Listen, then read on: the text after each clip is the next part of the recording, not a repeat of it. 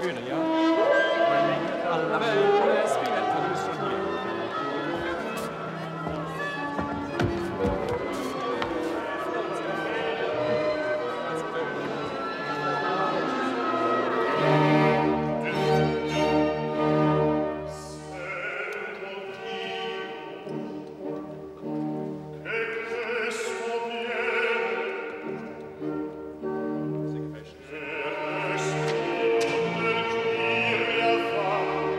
Musically speaking, is the Così for a conductor more interesting than, say, Don Giovanni?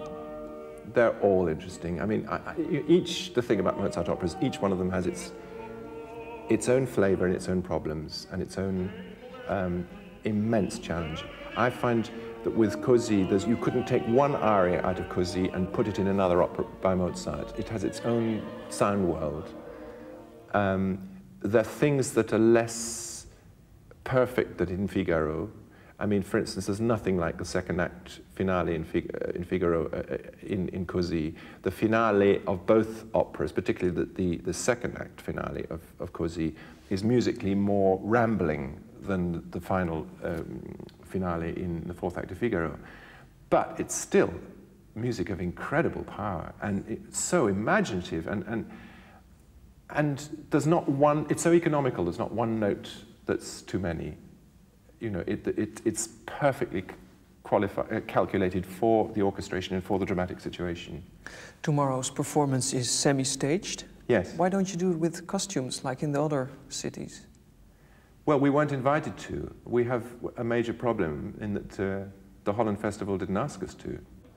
This, which is the first opera, full-length opera, I produced and directed myself. I'm very disappointed not to be able to show that here, because I do really believe that all of the dramatic ideas that I've hit on are ideas that have come absolutely from the indications in the score. And I'm not talking about stage indications, I'm talking about the musical impulsion and the type of dynamic and the type of voice leading Mozart asks for, and the type of interplay between the characters. Is it a matter of money? With the Holland Festival, I'm sure it is, yes, I'm sure it is. You think probably other things as well, I don't know. You must ask the direction, it's not for me to say. You think the Dutch are cheapskates? No, I wouldn't say that at all. Is the Holland Festival maybe too critical? I don't know. They originally, 3 years ago when we came here, when I shall pronounce his name wrong, but he's called Gravesende. How do you pronounce it? Gravesende. Gravesende. Adrian, very nice man. He was committed to the whole project, and he was really, really interested and keen that it should happen, and in stage performances. And I thought that this was going to go forward in that way. But maybe he's retired, and maybe the economic situation has changed. Who knows? The good thing is that we're doing it here in the Concertgebouw, and I hope the audience will enjoy it. I certainly will, and my musicians will. We love coming here. Maybe the new management is more into modern music. Could be. Will you be conducting Le Nozze di Figaro next year in Amsterdam? Now that I don't know. I know that it's certainly on the cards that we should do it, but again, it's a question of, I hope so.